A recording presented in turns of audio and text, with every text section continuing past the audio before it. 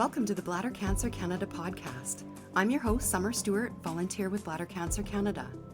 As the first and only Canadian patient advocacy organization dedicated to bladder cancer issues, Bladder Cancer Canada is proud to provide patients, their caregivers, and families with the support and resources they need to navigate a bladder cancer diagnosis. Through patient support, awareness, and research, our vision is to create a world where bladder cancer is just a memory.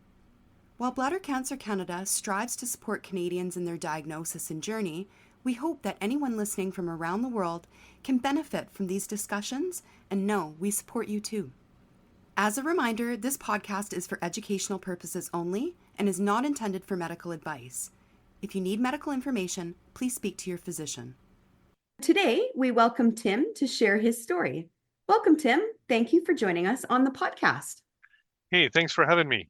I was wondering, maybe we can start with you telling us a little about yourself and your background. Sure. My name is Tim Chung. I was born in Richmond, British Columbia. I grew up here on the West Coast. I've been married for 36 years. I have 3 kids, a girl, boy, girl.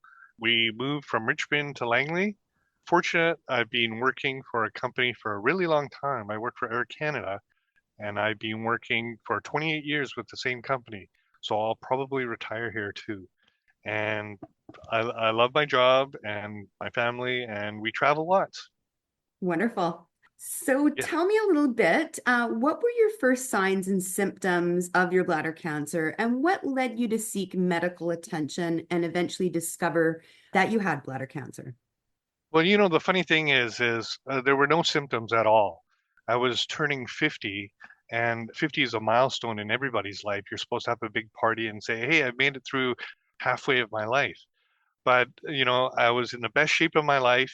I was playing ice hockey twice a week, and I was playing ice hockey, and it was just one of those freak accidents where I was playing hockey, and I got a cross check across my kidneys. And it was one of those hits where you see on TV, it's like, oh my goodness, that's got to hurt. And it did. And so I, got myself to the bench, and it was so painful that I couldn't finish the game, right? So I went into the changing room, got changed, and I came home, and then I told my wife, I got injured playing hockey. And my wife always rolls her eyes saying, you're 50 years old, you shouldn't be playing hockey anymore, right? And so didn't think anything of it. Then the next morning when I got up to go to the bathroom and urinate, there was some blood in my urine, and started to panic and worry because obviously I thought it's got to be from the cross check, but never did I have any idea that it would be cancer. Now, if it wasn't for my wife, because most men don't go to the hospital, they don't go to the doctor, but my wife was insistent that I go to the doctor.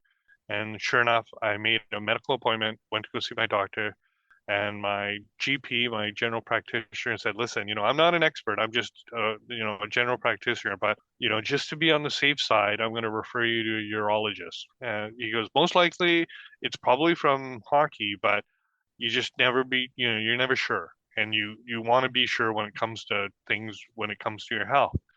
So sure enough, I made an appointment with the urologist, and I don't know how it is in the rest of Canada, but things moved pretty quick. I was in to see my doctor. I had an appointment with my urologist like a week later. Wow. And then, and my urologist said, "Well, it was just routine." And he said, "Here, just give me a urine sample and I'll get back to you.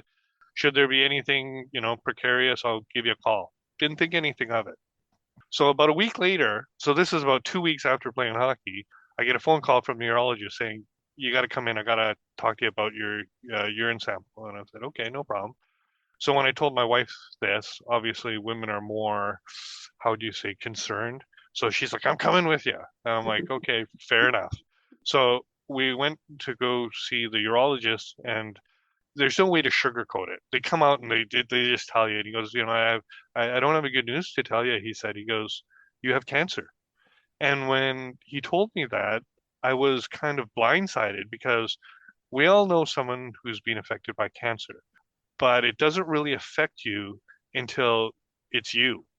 And the worst part is I was in shock when he told me because I was healthy. I was in the prime of my life, in the best shape of my life. And so it couldn't register in my brain. And so when he told me that I had cancer, most people would think, my family, my kids, my job. The very first words out of my mouth was, "Can I still play hockey?" And my wife, I swear, she was going to punt me to the moon. And she looked at me. She goes, "Are you kidding me? He's just told you you have cancer." And then it really set in. And then from there, it was like he's like, "Okay, what do you want to do about this?"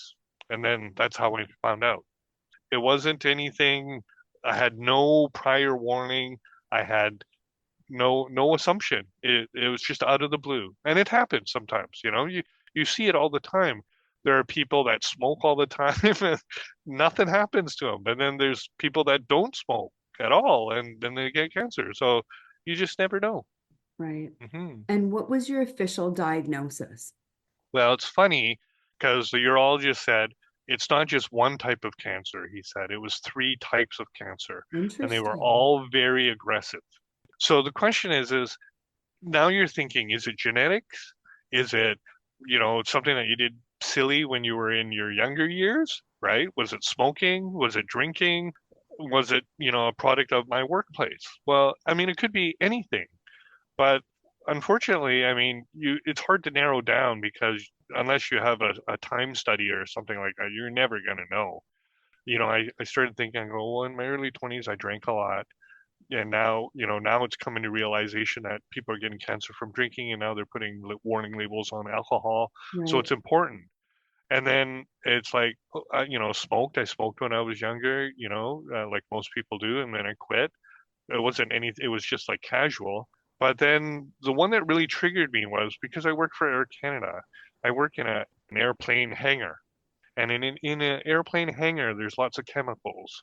There's Mm. chemicals, fumes, and whatnot. So it's hard to imagine or pinpoint, but that's where I think that maybe I got it because for the 25 plus years I worked at my workplace in a hangar. And when you're around those dangerous chemicals, you don't think of anything, right? Right, right. And you Hmm. can't help but kind of think and attribute that to those chemicals when you've got three types of aggressive cancer, too. Exactly. Yeah. Yeah, So, and then the question is it's not one. It's not like, oh, you could have got it from this. It could have been from anything. right. And so, what were the options for the treatments that you were given at this time?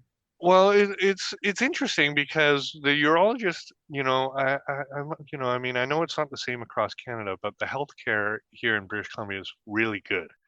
My urologist said, listen, there's many different options that you can do, and because I had no idea of the support, I had to kind of waddle through, what needed to get done now that I'd been diagnosed with bladder cancer. He said you can have chemotherapy, you can have radiation, or you can have bladder removal. And so, and also you can have a combination of everything. But he said there's never any guarantee that any of them will work, right? Because, he can only give you the facts. Mhm. So it's a hard decision, because do you try all three? And like, what are the success levels? You don't, Yeah, no kidding. you Right, don't know, right? right. So it was, and then he goes, well, you have to make a decision because, we're going to make recommendations, but in the end, it's up to you. I talked to my wife. We went for a long walk and we talked about it. And we said, listen, even if you had chemo, what if it comes back? Or even if you have radiation, what if it comes back? Yeah, and then we decided the best option would be removal because if you remove it, it can't come back if it hasn't spread. So Right. we opted for the removal.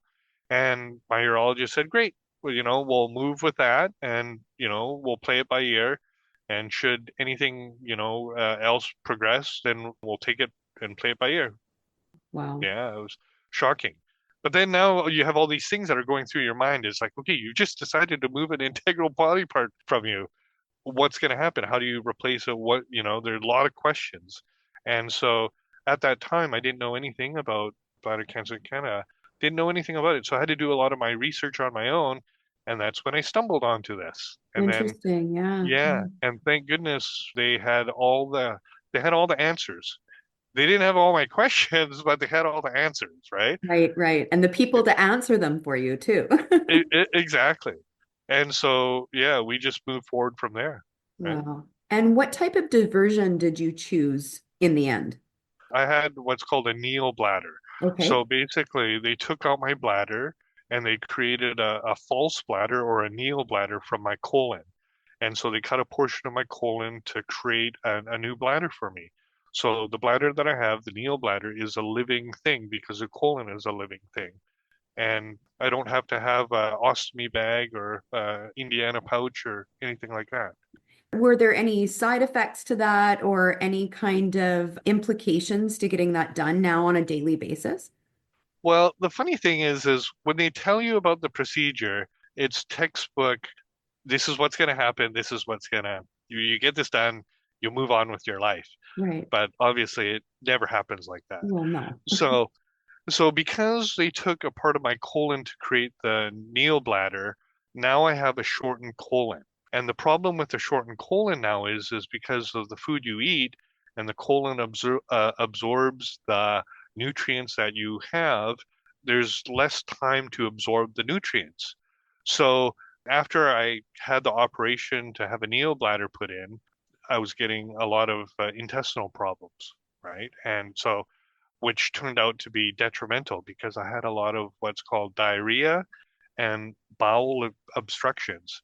When I say bowel obstructions is because you would eat and the food wouldn't have enough time to digest, it would get lodged in my intestine, whereas then I would have had to go back to the hospital and have another operation to, how do you say, unclog the bowel obstruction. Okay. And unfortunately, it happened about 6 times. So I had 6 surgeries Oh my goodness. from the time I had my bladder removed till the time that they finally fixed it. They took out all the scar tissue and everything. And then after the last 6 surgery, everything was smooth. Everything was normal again. Well, I shouldn't say normal. Everything worked. And so that's a blessing in disguise because when you're like that, I was in the hospital at the very worst time possible during COVID, and yeah, so I was in the hospital for 6 months. It was Wow. crazy. Yeah, that's difficult. Holy I smoke. got to know the nurses really well, Yeah, no right? kidding. Oh my And goodness. And they are amazing, and so appreciative of the people in healthcare, right? wonderful. Hmm. Did you receive any other treatments during that time? I mean, just for your bladder cancer, or did you receive any treatments after your surgery? Yeah, it wasn't treatments. It was more of, well, how do you say it? Because, and it's interesting because now you have a living thing inside your body. You have a neobladder. And what they don't tell you is that because it's a living thing and it's part of your colon, it's absorbing nutrients. So the treatments that I have now are because it's absorbing all the nutrients from my digestive, I'm on a vitamin regime. So Oh, very extensive because my body is being absorbed from the colon that's absorbing all these nutrients. So I have to have a lot of vitamin B, vitamin D, vitamin E, just to make sure that, everything's working in my body. I'm not getting okay. cramps. I'm not, breaking out in my pH levels for my blood is off because when I had chemotherapy, and oh, we didn't get into that. So once I had the bladder removed, it turns out that the cancer got into some of my stomach lining. And so here I am, I'm thinking, oh, I'll get it removed and everything's good. But because it had gone into some of my stomach lining, I had to have chemotherapy. And so I had, what is it? I had about 12 rounds of chemo over a 6 month period. And it's the worst thing that you could possibly do. I wouldn't wish it on my worst enemy, but it killed the cancer cells. And, thank goodness it did its job, what it was supposed to do. Unfortunately, with chemo, there's side effects. I lost 50% of my hearing, right? Oh my So goodness. yeah, so now I'm supposed to have hearing aids, and my wife bugs me to have hearing aids. But also because my chemotherapy, my blood has what they call pH levels, right? Right. And so you can have positive blood or negative blood. So every month I have to go in and have what's called an infusion so that they can make sure that my blood stays neutral. Because if your blood is too positive or too negative, it can create problems, right? Interesting. Yeah. So, I mean, these are things that they don't tell you, but they're kind of like the direct, how do you say, consequences of chemotherapy. They say Right. you can lose your hair. I didn't lose my hair, thank goodness, but I lost my hearing, right? So, Interesting. Yeah, I mean, like the losing the hair or the alopecia is something that, you hear about commonly with chemotherapy drugs, but you don't really hear about losing your hearing or any other mhm, types of, strange side effects that people do experience. So I think yeah, that's why the Bladder Cancer Canada podcast is so important, is to, share people's stories and people's experiences and then solutions for those types of side effects and experiences as well. absolutely. So you were saying that the nurses were wonderful and your healthcare team was wonderful.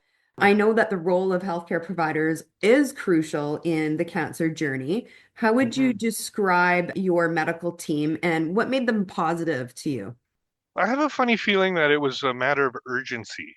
So, like I said, is some people when they get diagnosed, they could wait months in order to get into a urologist. Mhm. For me, it was a week, and then the diagnosis was a week.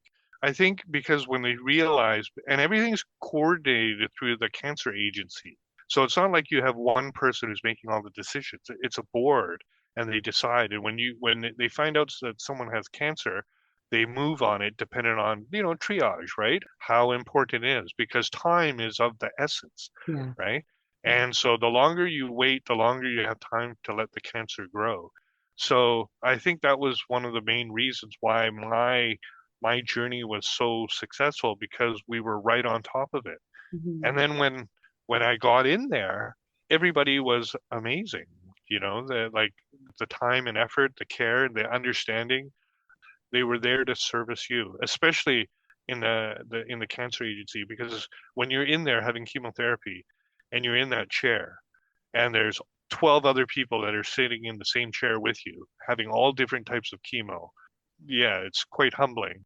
And they deal with everybody as is, and it's amazing how compassionate those nurses are. It really does take a special type of person to be that compassionate day after day. Hmm. We're very lucky in Canada to have such wonderful healthcare, Yeah, from the doctors to the nurses to the staff in the hospital. I mean, everybody's so kind. It's very rare that you meet a grouchy person.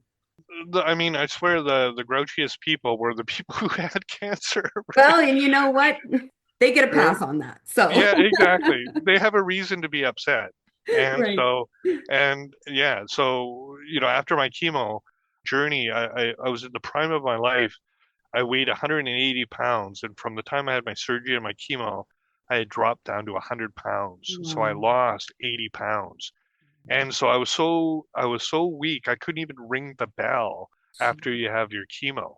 It That's wasn't not until, fair. That's not yeah, fair. I know. So it wasn't until after I recovered, after I gained my weight back and I was finally told that, I was making success, that I went back when I was a bit healthier and rang that bell. Good for It's you. yeah, it was quite a emotional and mental, it's a moving on experience, right? Right. Good for Yeah, you. yeah. Well, coping with all of this can be overwhelming, and many patients do experience fear and anxiety. So, what coping mechanisms and strategies did you find most helpful during your journey? And what advice do you have for others facing a bladder cancer diagnosis? Yeah, that's a big question. Let me just say this. When someone tells you that you have cancer, the questions that you have about life, mortality, religion, they all come into play. And because I was in the hospital for 6 months, I had a lot of time to think about questions, questions about, and people will get it. They'll say, why me? Why me out of all the other people that get cancer or don't get cancer? Why me? I know a guy that I work with. He smokes. He goes out on smokes a pack of smokes every day, and he's fine. So you have those questions, and then you have the questions of your mortality, your family. Well, you have to remember kids. What are they going to do? You have to prepare because when you have cancer, you never know what's going to happen. Are you going to come out of this okay? What happens if you don't make it? Are they going to be prepared? And then also you have questions about religion. Is there life after death? And then how are you going to cope with what you have now?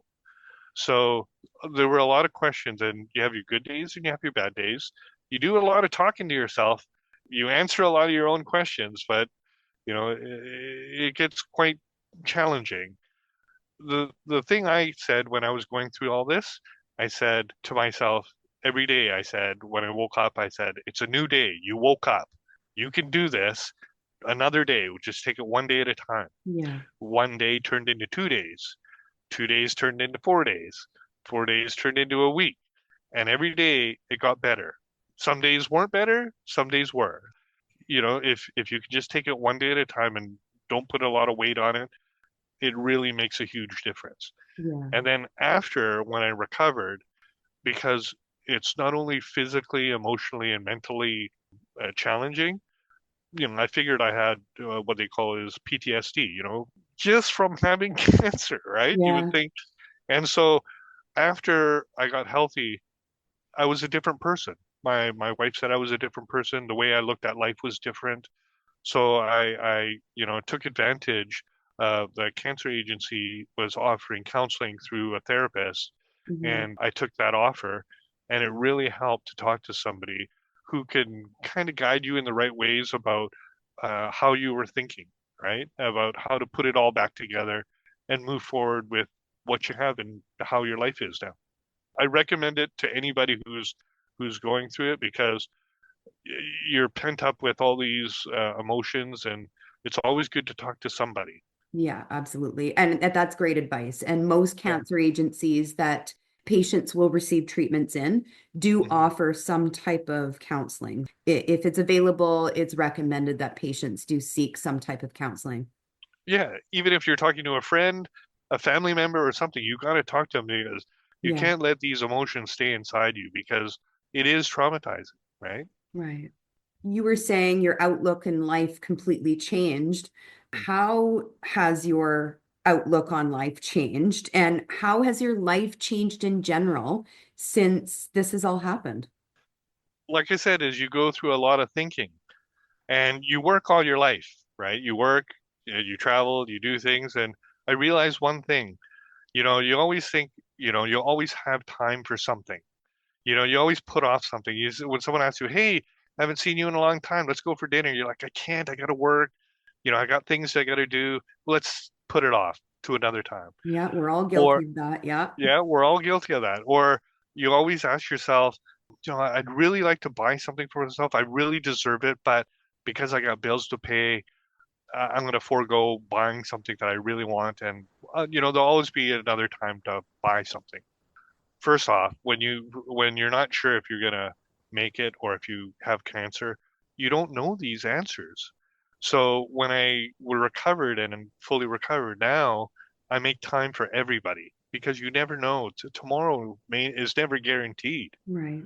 And then money wise too, you can't take your money with you. For all those people who think that you can take your money with you when you pass away, you can't. So the very first thing I did was when I recovered, realizing this is, throughout my 50 years of life, I've never really had a really nice car, you know. It's so true, I mean, you go to Richmond or you go to White Rock and you walk around and it's like a car lot in the mall, right? I could only look to afford a BMW or a Mercedes, and I'd never sat in one before. But I see them, or a Tesla or whatever. So when I got out, I walked into a Mercedes dealership and I said, listen, you only live once. I mean, not to tell those people that go crazy, but I bought myself a really nice car because Yep. I deserved it, This is right? your only live once. So Yes, whatever this is that my looks own. to anybody else, this is what it looked like for you. Yeah. Exactly. I've Good for driven a you. lot of cars, but I never had a really nice car. And now finally, I own my own Mercedes, and I tell you, it's the best car I've ever owned. Yeah, Fantastic. and I tell you, I don't look back now. Yeah. I don't look back, and I don't regret it either. Now I'm like I should have bought this when I was younger. Yeah, no But kidding. these things happen, right? No kidding. Well, that's Mhm. fantastic advice. Absolutely. Thinking back onto your journey and your experience, is there anything that you would have done differently if you could have? Well, that's the thing. I mean, it's hindsight is 2020 in all aspects of things, but when you don't know the unknown, it's hard to imagine. I'm so blessed that Bladder Cancer Canada was there Mhm. because they had all the answers that I even if I didn't know the questions, they had all the answers and they guided me in the right way. Now, mind you, some questions, I'm obviously you don't like the answers the answers they're going to give you, but unfortunately, they are the answers, and then you move forward with it. Like Mhm. now, whenever I see a commercial on TV about cancer, whenever I see a movie, I'm a big ball of tears, right? I got Right. to get the box set clean. It's because I know exactly how it is. Yeah. I've lived it. I've gone through it. I know how it is between, not just the patient, but what cancer does to a family, not only personally, mentally, financially, and that it's tough on everybody. So that way, knowing these answers really helped me move forward and put myself towards, I guess you can say, a healing journey, Right. right? Because a lot of people don't realize that bladder cancer is one of the most expensive cancers in the world to treat, but yet it's probably one of the least known cancers. And also financially is you don't realize how financial, just the parking alone at the hospital is unbelievable, right? Right. Oh my Yeah, goodness. Yeah. exactly. But family, like my wife came to the hospital every day for 6 months while I was there. And so it's a financial burden, but there's no way in the world that she wasn't going to come. That's for sure. So, Absolutely. Yeah. Well, that's mhm. great that you had that support. It's always nice to have family and friends around in order to support you. And, I don't think that people really do understand the financial implications and what you suffer financially while having Yeah, cancer and going through treatments. Yeah. yeah. So we were talking about Bladder Cancer Canada and how much it's helped you. How do you see your role as a survivor in raising awareness about bladder cancer or providing support to others facing a similar diagnosis with this podcast or outside of this podcast? From this podcast, I hope you can get an idea on what I went through and what to expect. Thank goodness, the team is there to answer any questions that you have should you be diagnosed with cancer. How I'm giving back is now that I'm fully recovered and in remission, I said, knowing what I've been through, I'm going to give back in which ways that I can help people that have been diagnosed with bladder cancer too. So I'm a peer-to-peer counselor for those who have been recently diagnosed, who have questions about what to expect. So then, therefore, they can call me anytime or I can call them and we can sit and have a real discussion about what to expect. And this way, they're not surprised when they're going through their journey. We'll be there to hold your hand the whole way through.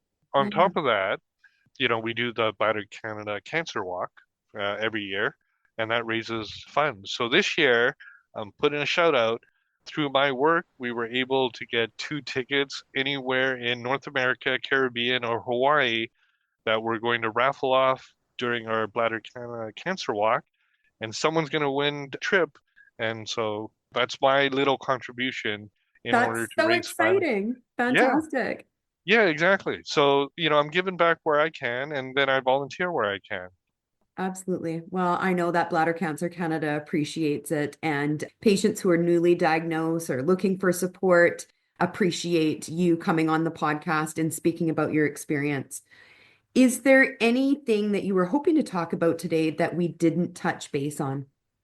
No, it's unfortunate that cancer is one of those horrible diseases, and everybody that has been touched by cancer, I just want to say to all the people who are listening to this podcast, don't feel that you're alone in this journey. We're there to help. Best way I can say it. Absolutely. We hear a lot of patients that have come on to share their story and they've got wives and family and support. And if you're listening out there and you don't have that, please get in touch with Bladder Cancer Canada because there are people who can support you who are going through it, and there are local programs in your area.